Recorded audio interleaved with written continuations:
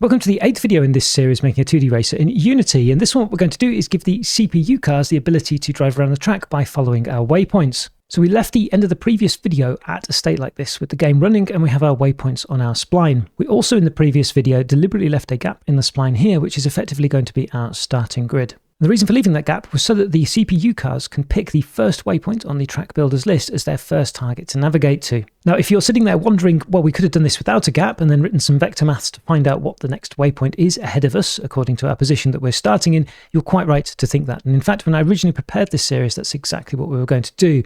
However, when I was reviewing things before filming the videos, I had in the back of my mind that quite a lot of people doing this might be quite new to Unity or game development, and the vector maths involved is actually quite complicated because we can be facing all sorts of different directions along with the spline. In the end, I went down the simplified route of simply having a gap in the spline like this. The cars start in the middle, and then they know which waypoint they've got to start off with, and then the waypoints are all linked, so the navigation is quite easy. So I hope this compromise is okay with you, but if you are thinking we could have closed the spline and used some vector maths, yes, you're quite right. So with my excuses out of the way, how are we actually going to navigate? Well, we're going to do it using a couple of different components that we'll add to the car. So in terms of how this is going to look, we have our track builder, which is building our waypoints and then connecting them. What we're going to do is add a CarWaypoints component to all of our cars.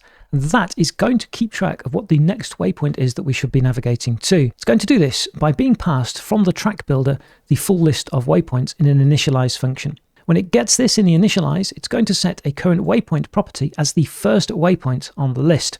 So this is what I've just explained in the IDE with this gap. Automatically, the first waypoint ahead of us will be the first one that we're navigating to. And then in the update function of the car waypoint, it's going to ask the question, are we close to the current waypoint or not? In other words, are we within this waypoint reach distance, which we'll be able to configure?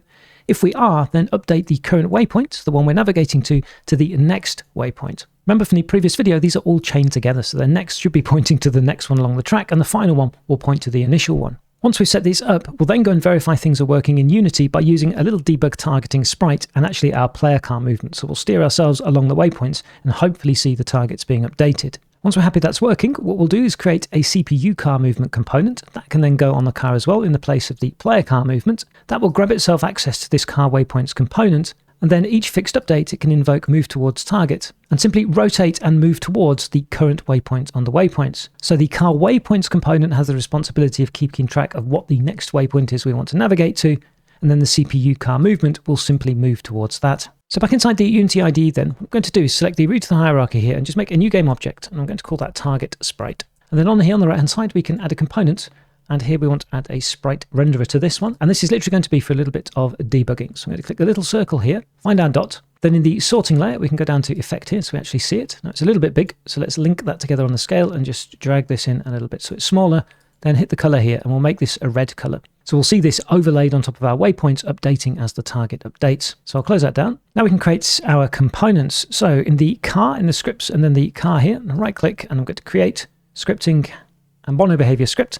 And that can be car waypoints. And then once that's finished whirring away, we can open up the car prefab. And then we can add a component, and we're going to add here the car waypoints. We can come back out and let's double click on the car waypoint script. So inside here then we can get rid of the start because we're not going to need that. And at the top here, we'll serialize a field, which is going to be this waypoint reached distance. So how close do we need to be to a waypoint to have said we've got there, we can now go to the next one. And depending on how far apart they are and how tight your corners and things are, you do need to be a little bit careful with this one. And we'll have a look at that actually when we get in the interface by playing around a little bit with the value. What we'll also do is serialize a field for our target marker as well. In this case, we simply need just the transform of this so we can update the position of this to wherever our current target is. Then we'll maintain track of a list of all of the waypoints. Now we're not going to need all of them in this particular video, but we will need this later on and I'd like to have it set up now. So I'll click on the list here and then we can using system collections generic. And then like we saw inside the slide, we can also then have the current waypoint. That's going to be our current target. And we'll make ourselves a public accessor for this one as well. Now we have the main function, that's the initialize function. This is the thing then that's set up or will be invoked,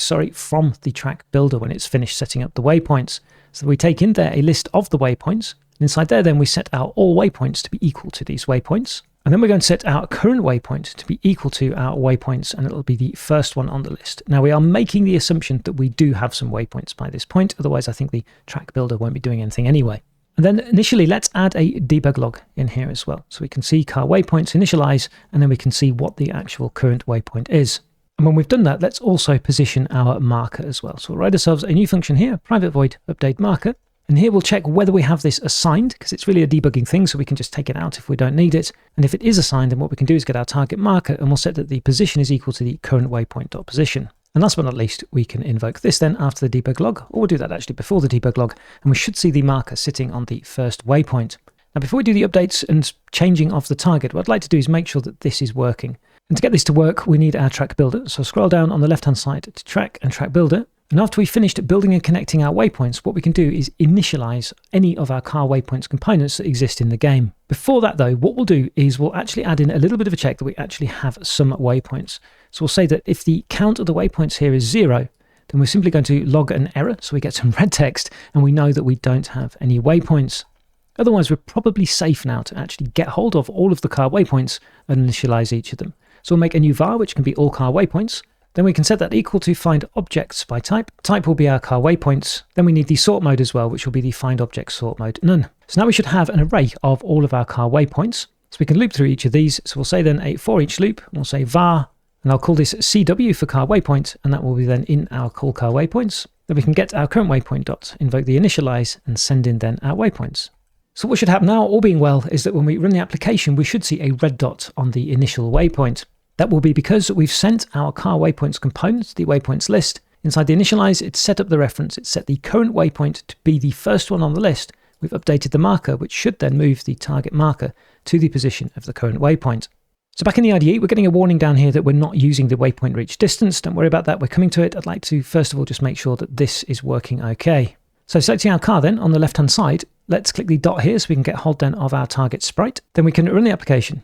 And we should see, yes, we do, that we get a red dot sitting on our initial waypoint. Cool, so we've set up the targeting. That's a good start. Now what we want to do is we want to move this target along these as we get within our distance of this particular one. So I'll close this down.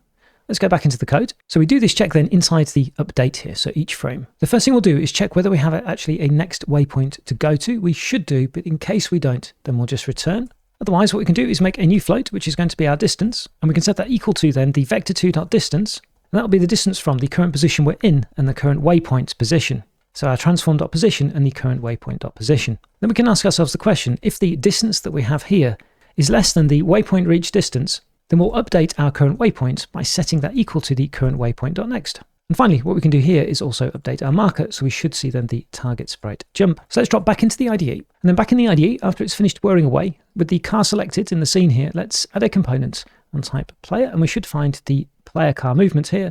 Then we can upload our stats of our player movement. Now we should be able to drive and see the target updating, but we do have to make sure we get within 0.5 units of the waypoint, otherwise it won't update. So let's run the application and let's have a look. So if I get near this one here, yeah, it's updating. Cool. So we can see now the target's updating. Now we're doing this by hand, obviously. The computer will be doing it itself and moving towards the target. But the main thing to check here is that the targeting, oh, I bounced there, is actually working. It does to me seem to be working. You can see actually with even 0.5, there's quite a bit of leeway here. This will become important later on for the car to understand how close you want the car to be to waypoints before moving to the next one.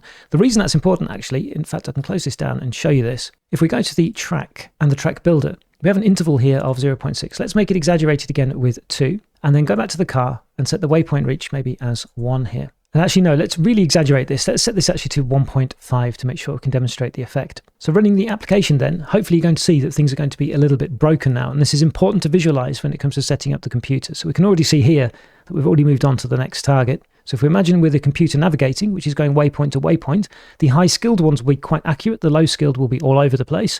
But we can see here, we've already gone to the next target. So we carry on as the computer car now to the next one there. So now it will rotate and start going towards this one here.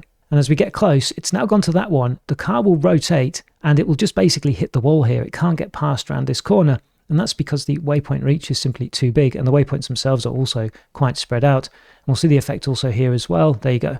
So we've gone straight to this next waypoint and it would then end up basically forcing the computer infinitely into a wall, which is something we don't want. So when you are setting up your different tracks and your waypoint distances and trying to understand what kind of settings you need with the skills and things, it is worth taking a little bit of time just to add the player car movement components to the CPU and then activate the target sprite if you need to and take a look at how the navigation is looking with the settings. And you can quickly see with these settings, it's pretty bad. So I'll close this down, go back to the track here and actually set the interval back to something sensible. I usually found 0.6 to be okay. Then go back to the car And we can set the waypoint reach now to something also a little bit more sensible. Again, I usually found 0.2 or something like that to be more or less okay. You want it smaller, definitely, than the gap between the waypoints. And running this again now, things will be a lot more accurate. Now there it looks like the targeting hasn't updated, but that's because my driving is bad and I didn't get within the required distance. There we go. The computer cars will though, don't worry about that. And if you're thinking about when they're deviated, so for example, they're here, when they're low skill, we'll deal with that later on. Main thing now is we've got the target working. So I'm going to close that down.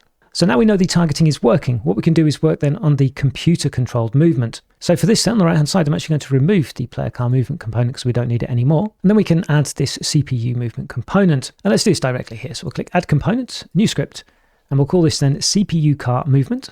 I'll click create and add. And that's opened up conveniently in the scripts car folder here. That looks like a good place to save it. So we'll save it in there. And then we can double click on the CPU car movement. So for our CPU car movement, we're going to need something very similar to the player car movement. Actually, let's grab hold of the car motor and the car core. This will need both of these. We can go back to the player car movement. Also grab the two from here and drop these in here.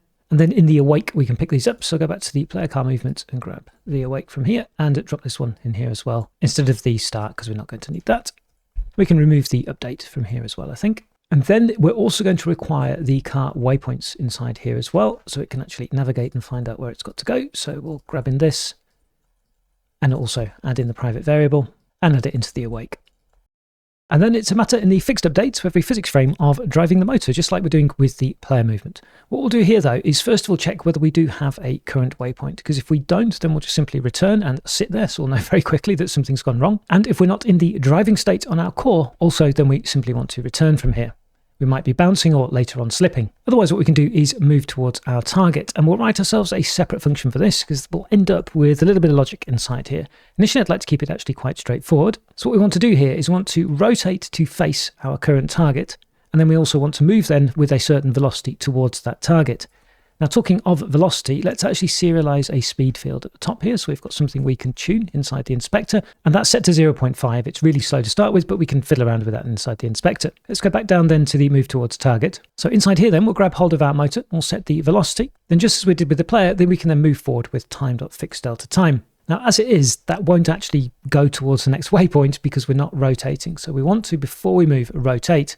To do that, we need to get the target angle that we want to rotate. And for now, we're going to brutally rotate instantly. And what we'll do then is we'll linear interpolate, so we do a smooth sort of rotation. So to do this then, we'll make a vector2, which is going to be the vector to the target that we're aiming for. And that will be then our car waypoints, the current waypoint position minus our transform.position, cast as a vector2 here, because this position on the waypoints here is a vector2. So we have a vector2 now with the x and the y that's pointing in the direction of our current target. Then we can get our target angle that we actually need to rotate to, which is going to be vector2 signed angle, and that'll be vector2.right and the to target. So effectively, that's going to give us a signed angle, so plus or minus degrees, that we need to go to be facing towards our to target. And knowing that angle now, what we can do then is set our rotation. Now, the reason I'm not dropping this directly into here is we're going to, in a moment, actually linear interpolate this, so we smoothly rotate. For now, just like fixed rotation, basically, and clean this up a little bit, so that's better. And then in the fixed update, what we can do is we can invoke the move towards target. And this should have us now navigating through the waypoints and driving steadily and quite slowly initially around the track. So back in the IDE then, we can select the car. We can see the speed here, which is really slow for the moment, but we should be able to run this now and hopefully see the car navigating from waypoint to waypoint. So let's have a look. And it's set off okay there. Does it reach that one? Yes. And the next one, that's not looking too bad. We could turn off, I guess, the gizmos here as well, just to see what it's doing. We still see the target sprite.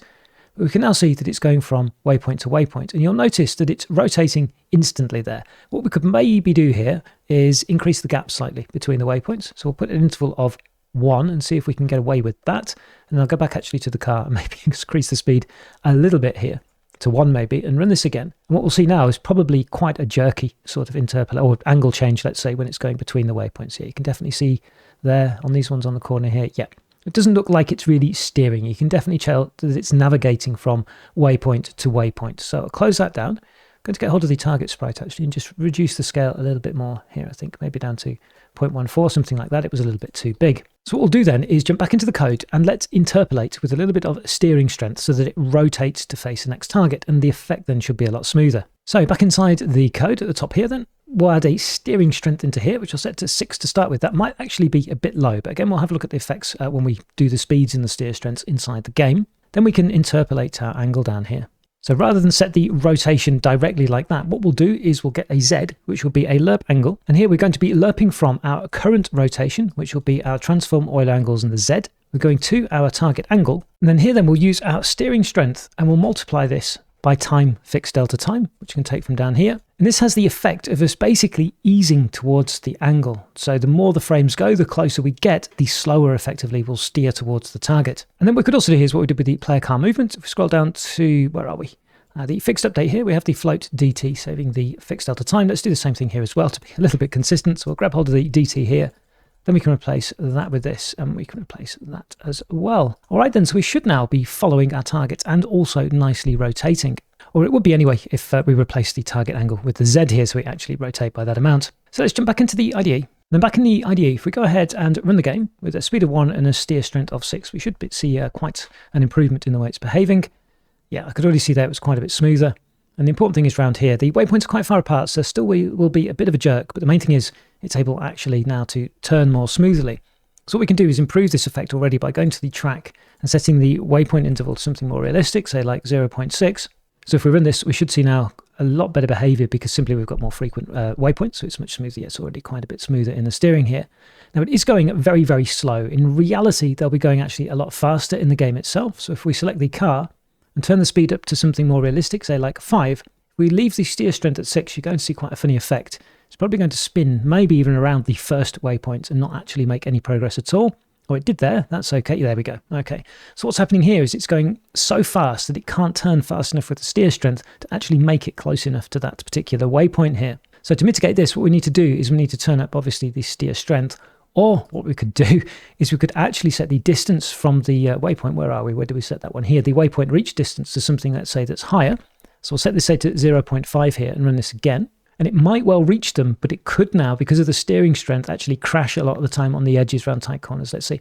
So it is overshooting the waypoint somewhat, but it is actually making it as well, which is to surprise me. I thought it wouldn't, simply because the target to reach the waypoints is much bigger now, but you can see it's clearly overshooting there. So we do need to up the steering strength of this a little bit. I found when I was playing around 10 was more or less okay, so I'm going to up this again. And now it should not overshoot. Yeah, it's not overshooting nearly so much. When you increase the waypoint reach distance, though, there is a trade-off. It will cut the corners of the waypoints effectively. So if we make this waypoint reach really extreme, let's do 1.5 for a demo here, what we'll probably find is it'll hit the corners of the sharp turns here, I imagine, because we're simply allowing it to move ahead at a massive, there we go. Okay, we've seen it, and now we've got all sorts of trouble as it tries in vain to reach this waypoint here. So I'll stop to close that down. Let's reset the waypoint reach to something more realistic. I'm going to do, say, 0.3 for now. And that should then have the car nicely driving around the track. So let's play this once more, just to double check that. And we should see that it's driving normally around the track. We can turn the gizmos on as well and see how it's navigating. And that doesn't look too bad, actually, for an initial setup anyway. So I'll close that down. So by initial setup, I mean, we have quite a bit more to do with the AI. So you'll see eventually when it's done, not only will we have deviations based on skill from the ideal line, but also they're going to slow down into tighter corners and speed up along the straights. To be able to implement that behavior, though, we need to add quite a bit of detail to our waypoints. So the waypoints need to be aware of either side, how far the track is, and they also need to be aware of their own radius in a curve. So I think that's a good place to stop this particular video because we've made a big step. And then in the next one, what we'll do is start beefing up the waypoints a little bit to give them some more data. So thanks very much for watching. I look forward to seeing you in the next one.